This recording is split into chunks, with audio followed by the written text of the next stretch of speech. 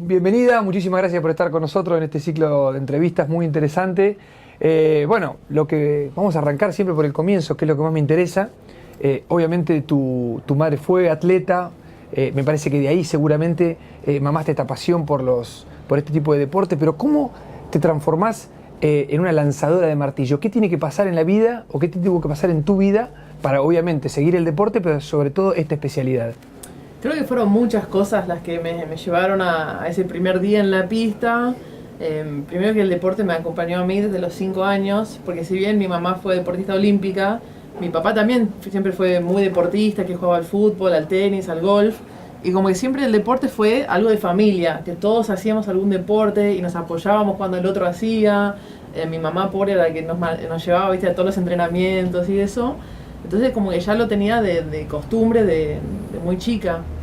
Después fui pasando por los distintos deportes, jugué muchos deportes en equipo, jugué muchos años al fútbol. Y más o menos en la edad de la adolescencia me fui dando cuenta de actitudes que no me gustaban tanto el deporte en conjunto y prefería el deporte individual. Mira qué raro, ¿por qué?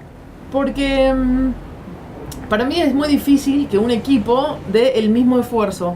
¿Sí? Todos los integrantes den el mismo esfuerzo por el equipo. Exactamente. Entonces, si yo estoy dando mi 100% y yo veo que vos estás dando por ahí un 30% y hablando por teléfono o como que no le estás dando la misma seriedad, a mí no me gusta. Te frustra un poco. Me frustra muchísimo. Además, por ejemplo, yo en fútbol empecé a jugar en una liga de selección.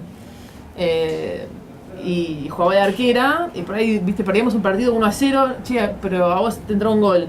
Pero pará, somos 11 en la cancha, pasó por 10 personas antes de llegar a mí, porque es mi culpa. Y eso, como que esas actitudes me fueron desgastando. Mirá. Así que antes había hecho atletismo también, pero a los 13 años, cuando mi familia se mudó de vuelta de Estados Unidos para la Argentina, acá también nos encontramos con que no teníamos el mismo acceso a los deportes que teníamos en Estados Unidos. Allá tenés liga de recreación de todos los deportes, tenés otro acceso. Y acá es mucho más limitado. Creo que tenés, viste, en algunos colegios privados, por ahí tenés hockey o rugby, sí, bueno, tenés fútbol. Pero por ejemplo el fútbol que siempre jugué, en Argentina no era igual en cuanto a la estética del juego, a la calidad del juego, y no nos llamaba la atención.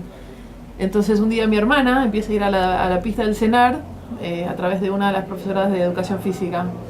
Y yo decido acompañarla y en ese momento me pusieron el martillo en la mano y me empezaron a enseñar cómo era. Y desde el primer momento me gustó. Y ahí siempre digo como que no fue de un día para el otro que yo decidí ser lanzadora de martillo, sino que lo explico como efecto bola de nieve, ¿viste? Como que claro, fue como creciendo cada vez más. Te viste que tenía un talento para eso, te tenía gustaba. Tenía un talento, me iba mejor, iba creciendo en los resultados, iba viajando cada vez más. Pero también me iba haciendo amigos, me sentía muy bien en el ambiente, me apasionaba. Entonces, cuando esas cosas empezaron a crecer, también empecé a ver otras posibilidades, como decir, bueno, qué lindo por ahí algún día ir a un Juego Olímpico. Y eso fue hace 19 años.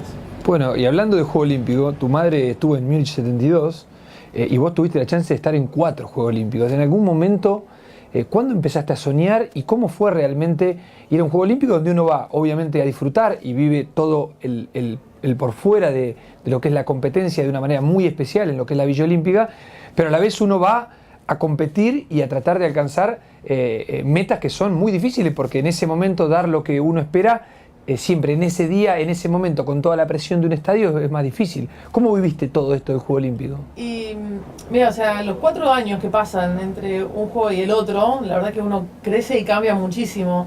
Y para Atenas me acuerdo que fue simplemente el hecho de clasificar. Claro. Yo ese año había mejorado 6 metros, mi mejor marca, hice récord sudamericano por primera vez y el logro ahí era clasificar. Entonces no iba a la competencia con... Sin presión, vas. Claro, porque además no tenía chances reales de pasar a una final ni nada. Pero siempre me voy a acordar el momento que se enciende la llama olímpica en la ceremonia de apertura, porque yo siento que ese momento es donde uno se conecta en el tiempo con todos los atletas olímpicos anteriores que también vieron encenderse la llama en sus juegos, que también te une a los que están alrededor tuyo, o sea, a todos los colegas que estaban en ese estadio y en ese juego olímpico, y también te ata como a futuro a todos los otros olímpicos. Porque no es que uno es olímpico una vez o 2 veces, uno es olímpico de por vida. Claro. Entonces como que te marca eso.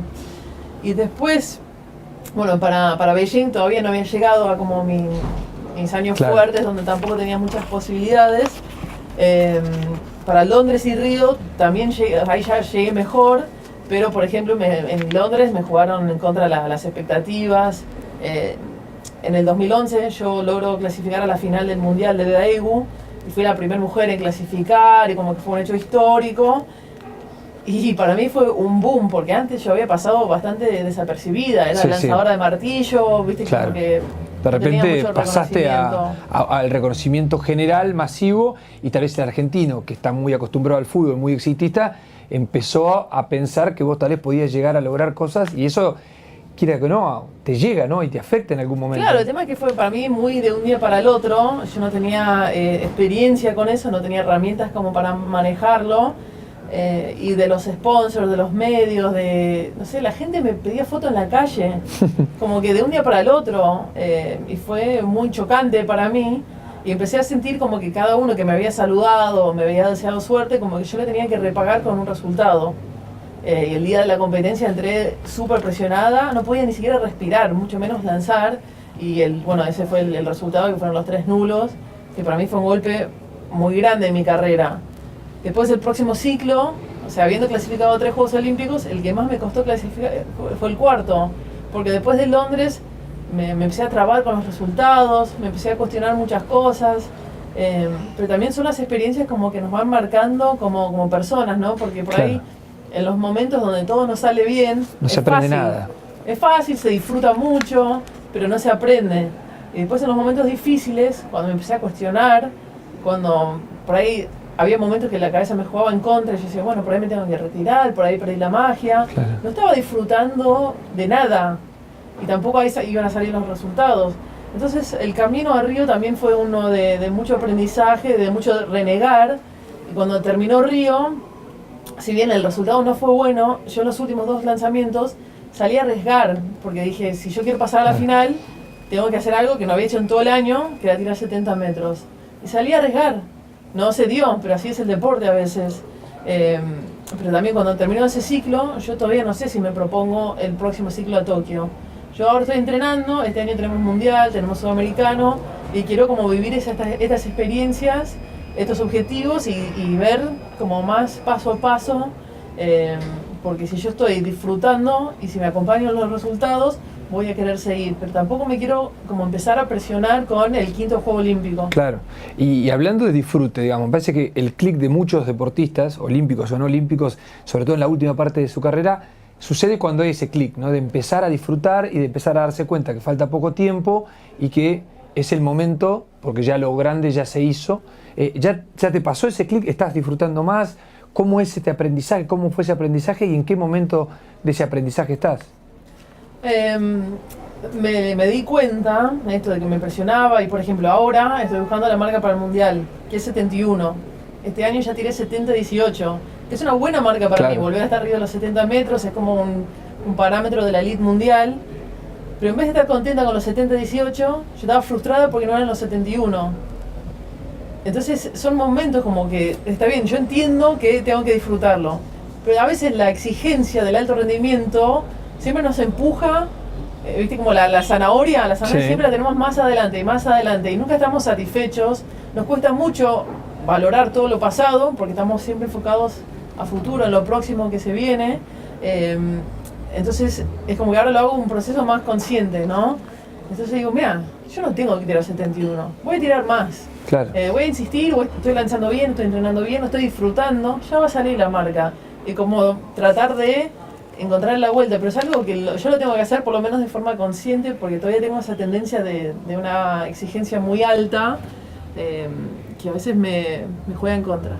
Bueno, pero me parece que más allá de lo que pase en la pista o en tu carrera, también hay un periodo de maduración tuyo como persona que hizo que tal vez en esa imagen que todos tenemos tuya, en la jaula de mujer fuerte en todo sentido, porque además no solamente físicamente, sino hay una cuestión mental muy fuerte para sobrellevar y para lograr los objetivos que has logrado en tu carrera, decidiste contar una parte de tu vida que te expone con una cierta debilidad. ¿Cómo fue también ese clic de contar todo lo que te pasó en tu infancia, en tu adolescencia, con todo el tema que has hablado del bullying, lo que sufriste, obviamente con un objetivo muy loable, que es de que al resto no le pase lo mismo, pero Es difícil exponerse después de esa imagen que todos tenemos tuya, ¿no? Bueno, hablando de exponerse, en realidad el clic grande viene cuando me llaman de ESPN para hacer las fotos de Body Issue. Ah, claro. Que para los que no saben son fotos desnudas. Y obviamente mi reacción inicial era ni loca. Ni loca. Porque no es mi perfil hacer esas cosas, además de todas mis inseguridades. Pero lo que me pasó de chica era, primero que yo ya tenía inseguridades. O sea, iba a la pileta con la malla y una remera arriba. Claro. Y saltaba a la pileta con la remera, no me la quería sacar. Entonces ya tenía inseguridades. Pero lo que pasó en la adolescencia, como que me las potenciaron. Claro. ¿Sí? En el colegio la verdad que me lo hicieron pasar muy mal. Hasta hubo agresiones físicas, me prendieron fuego un zapato, ¿viste? Me medían la espalda con una regla. Cosas muy crueles que a mí me potenció la inseguridad. Y después de más grande, o sea, si un hombre me decía que yo era linda, yo pensaba que me estaba tomando el pelo. Yo decía, no, yo no puedo ser linda, yo soy grandota. Claro. Y el deporte fue como una curita inicial, ¿viste? Ajá. Como decir, bueno, seré grandota, pero por lo menos mi cuerpo me permite destacarme en esto. Claro. Pero después como el crecimiento como mujer y como persona, tardé muchísimos años más. ¿Por qué? Porque en la edad de la adolescencia, cuando me estaba pasando esto, yo en los medios no veía a alguien como yo. Alguien grandota, con curvas. Claro. No es la estética de nuestra cultura televisiva. Yo iba al shopping, al igual que el día de hoy, y no hay un jean que me entre. Claro. No me entran. Entonces es muy difícil tener una autoestima alto cuando todo el tiempo en el colegio, en los medios, en cuanto a la ropa, la sociedad te está marcando que no encajas. Claro.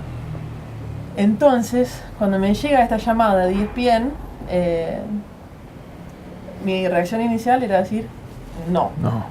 Pero, ¿Cómo te convencieron? ¿O te convenciste sola? bueno, el que me llamó es amigo mío, es Víctor Pochat, y me dijo, Jenny, mira, yo sé que me vas a decir que no, pero pensalo. Y ahí lo empecé como a masticar y hablé con mi familia y muchos amigos y me decían, pero Jenny es como muy sensible, yo temía como por ahí el lado negativo de lo que podría llegar a decir la gente, pero después lo empecé a ver como una posibilidad real de hablar de todas las cosas que me llevaron a ese momento. Y yo dije, si yo quiero ser el ejemplo que yo no tuve, esta es mi primera oportunidad y poder tenerlo como plataforma para hablar de estas cosas. Entonces, para mí fue un clic muy grande la decisión de hacer las fotos y a partir de ahí yo ya estaba escribiendo el libro. Ajá. Que lo empecé también, bueno, con esto de la idea que a veces ser diferente es difícil, pero que esa diferencia nos puede llevar a ser extraordinarios. Ya estaba procesándolo, entonces fueron muchas cosas juntas en estos últimos 3 años que me iban como ayudando a terminar de cicatrizar las heridas de mi adolescencia y a superar las inseguridades. Entonces, bueno, cuando salió el libro, el martillo volador, es como que fue una segunda ronda de plataforma para ir a los colegios y como tratar de hacerle frente a este tema del bullying. Y lo lindo de las fotos y del libro y de todo es que cada vez que hablo de este tema, cada vez algún chico, alguien me escribe y me dice gracias por hablar de esto, a mí me pasó tal cosa, a mí me pasó tal otra. Creo que a veces es difícil de hablar las cosas, a mí no me divierte hablar de lo que me pasó, pero veo la importancia y yo creo que cuando uno se expone y habla de su propio dolor, es como que le da, por ahí le abre el lugar a otro para poder hacerlo y volcar esas como experiencias compartidas quizás.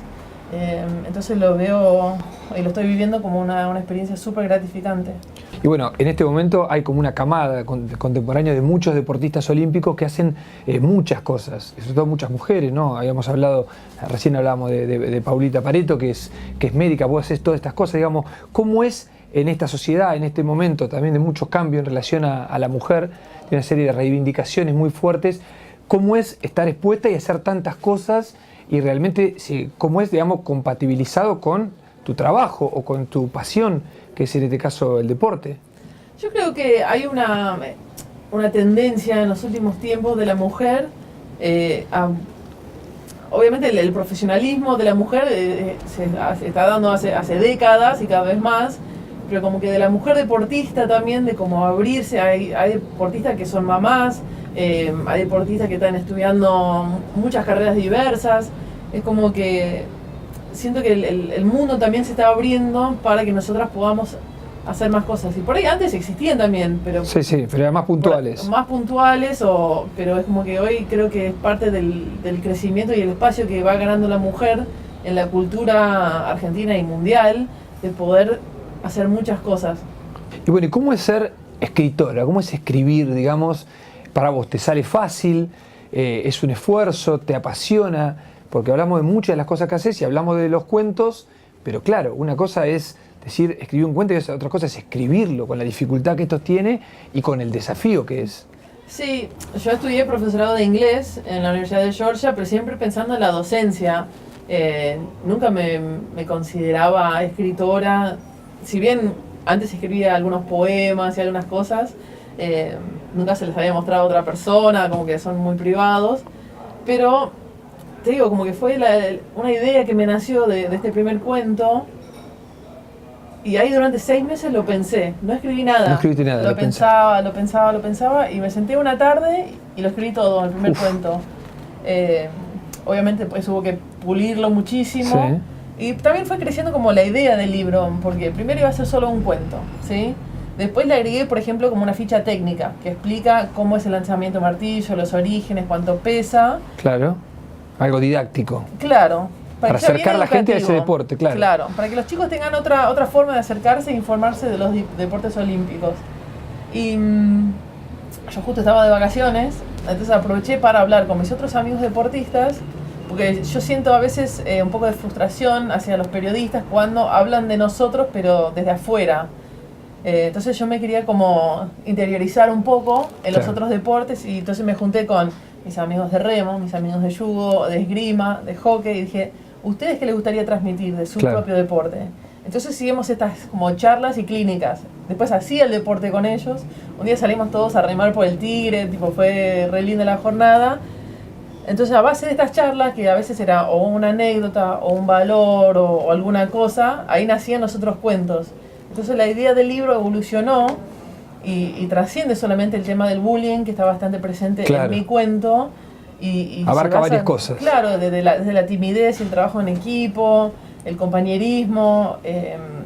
Hay muchas cosas que están presentes en el libro. Hay muchas más de las que quiero seguir escribiendo, porque yo siento que el deporte es una escuela paralela y una educación aparte, donde aprendemos muchas cosas de nosotros mismos, ¿sí? De cómo interactuamos con los otros, cómo nos desafiamos ante los momentos difíciles. Entonces mi idea es que Cuentos Olímpicos sea una serie. Claro. Y que cada libro tenga 5 deportes y como que sea bien educativo, como dije, para que los chicos no solamente vean los otros deportes, que aprendan más, porque cada cuento también tiene un atleta referente en nuestro país. Claro. Entonces es acercarles por ahí a Paulita Pareto, que la ven en la tele, acercarlas en un libro y como contarle más de su deporte, y un cuento donde se pueden relacionar con las cosas que cada uno vivió. Bueno, y otra faceta también tuya, después de todas las que hablamos y todas las que mencionamos, tiene que ver con la ayuda social, también con el compromiso que tenés a nivel social con todos estos cuentos y toda esta idea tuya de contar muchas cosas que te pasaron en la vida para ayudar, pero también hay otra forma de ayudar que es de manera concreta, en este caso siendo embajadora de Weber Saint-Gobain, de la huella Weber, para elegir un lugar y a partir de ahí empezar a mejorar su infraestructura. ¿Cómo fue cuando te llegó la idea? ¿Qué pensaste? ¿Cómo fue madurando toda esta idea de tener un sponsor que sea más que un sponsor, que te ayude a ayudar? ¿Y cómo ha sido todo ese camino que has desandado con la empresa? Bueno, al principio la verdad que desconocía un poco, o sea, había visto sí publicaciones de otros deportistas que ya estaban con el compromiso social y en la huella Weber, y me interesaba, y cuando se me acercaron para la posibilidad de sumarme al equipo, la verdad que me encantó. Y hoy por hoy ya tengo mi proyecto, que es la Granja Andar, y ya estuve hablando con la gente de Weber, porque dando que yo soy creativa y que me gustan mucho las manualidades, yo les dije que quería aprender a hacer reboque y quería aprender a hacer las murales que hacen con como para meter la mano, ¿viste?, en la masa y ayudar, no solamente brindando mi nombre, sino que activamente, pero me parece un proyecto súper lindo. Como a mí me gusta o siento que puedo devolver con el mensaje que emito, con el libro, con las charlas, hasta con las fotos de ESPN, siento que tengo esos medios para devolver, y eso es lo que nos brinda Huella Weber, es poder brindarle también una devolución a la gente que nos apoya a nosotros, y en torno a nosotros, ¿viste? Los apoyamos a ellos en los distintos proyectos. Bueno, entonces en un tiempo será la muralista Jennifer Daigle, tranquilamente. No sé, porque se ve que cuando te metes en algo vas a fondo, ¿no? Voy a fondo, sí, no sé si es una virtud o no, porque a veces, ¿Cómo no? pero a veces tengo como muchas pelotas en el aire, por decirlo bueno, así, pero... Alguna se caerá y alguna permanecerá en la mano. Algunas que no, pero trato de ser como comprometida con las cosas que hago, y bueno, esto me interesa mucho, así que estoy muy ansiosa por empezar mi proyecto. Me parece muy bien. Bueno, Jenny, muchísimas gracias. Gracias por la entrevista. Gracias por tu sinceridad, por tu compromiso, por el ejemplo que estás dejando, sabiendo que incluso te exponés. Así que la verdad que un placer nuevamente charlar con vos y un placer poder transmitirle esto a la gente que es tu historia. No, gracias a vos por la invitación y por brindarnos un espacio para hablar del deporte y todo lo demás.